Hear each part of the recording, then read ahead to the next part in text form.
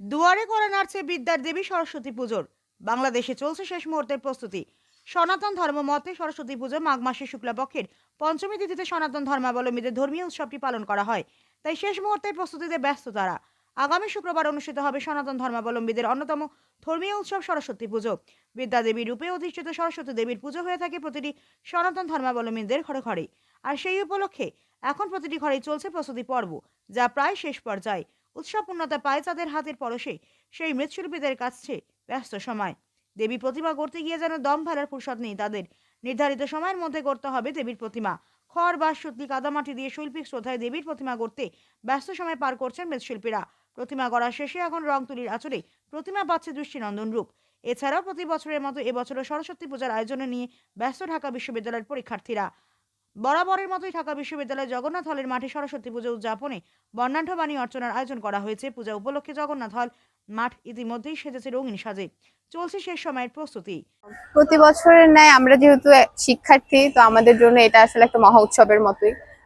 মায়ের পূজা আরাধনা করা হয় যাতে হচ্ছে জ্ঞান, সংস্কৃতি সব দিক থেকে যাতে আমরা হচ্ছে সমৃদ্ধ হতে পারি, সেই জন্য আসলে মায়ের পুজোটা আসলে করা হয়। তো সব মিলাই আসলে অনেক ভালো লাগতেছে। এখানে প্রতি বছর এরকম অনেক ঠাকুর বানানো হয়, প্রতিমা বানানো হয় প্রত্যেকটা বিশ্ববিদ্যালয়, কলেজ সবখানে।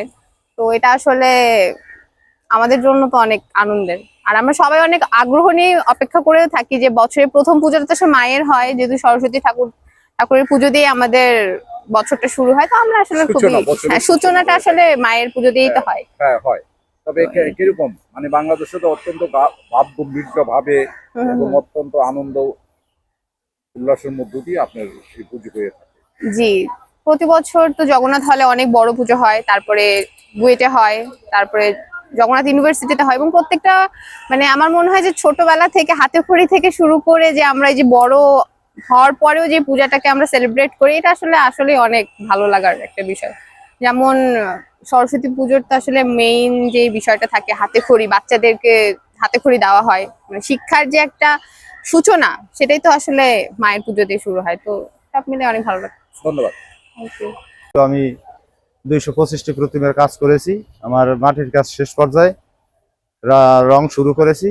আশা করি 22 তারিখের আগেই আমি প্রতিমার রং শেষ করতে পারবো। আচ্ছা রতনদা, এই এখানে যারা আসেন প্রতিমা নেবার জন্য, তারা কেমন করে অর্ডার দেন, বা অনেকে কি অনলাইনে অর্ডার দিতে চায় বা কোনো ক্যাটালগ দেখে, কিভাবে বলুন তো? যারা প্রতিমা নিতে আসে তারা আইসা ক্যাটালগ দেয়, ক্যাটালগ অনুসারে আমরা কাজ করি এবং আমাদের যেগুলা বাতি তৈরি করা থাকে ওইগুলা ডিজাইন মাফিক তারা দেখে অর্ডার দিয়ে যায়। আপনার এখানে এবারে কত, সবচেয়ে সর্বোচ্চ কত এবং সর্বনিম্ন কত? সর্বোচ্চ আছে 80,000 টাকা আর সর্বনিম্ন আছে 2500 টাকা।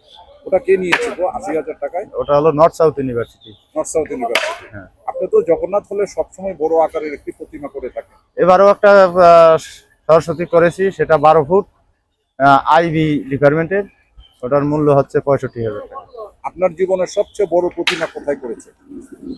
এই যে আমি ফকিরাপুল থেকে এসেছি, এই রমনা পার্কে শরৎ উদ্যান কালীবাড়ি মন্দির এসে দেখলাম অনেক সরস্বতী মা প্রতিমা অনেক বানাইতেছে, অনেক সুন্দর হইতেছে।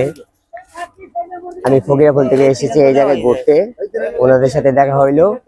ওনারা একটু মানে ভিডিও করতেছে আর হ্যাঁ, খুব ভালো লাগতেছে, খুব ভালো লাগতেছে। সরস্বতী পূজা অনেক সুন্দর, হ্যাঁ অনেক সুন্দর পূজাই হবে এবার।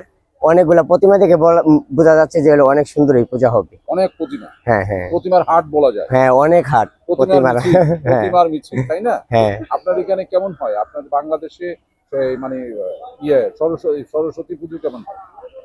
এখন তো ভালোই হয়, পূজা তো ভালোই হইতেছে, ভালো হচ্ছে। তাহলে আপনার কি বলে যে সার্বজনীন পুজো যেটা হয় এই দুর্গাপূজা, হ্যাঁ দুর্গাপুজো হয়েছে, কিছু কম কিছু বেশি এরকম আর কি। সবসময় তার এক হয় না।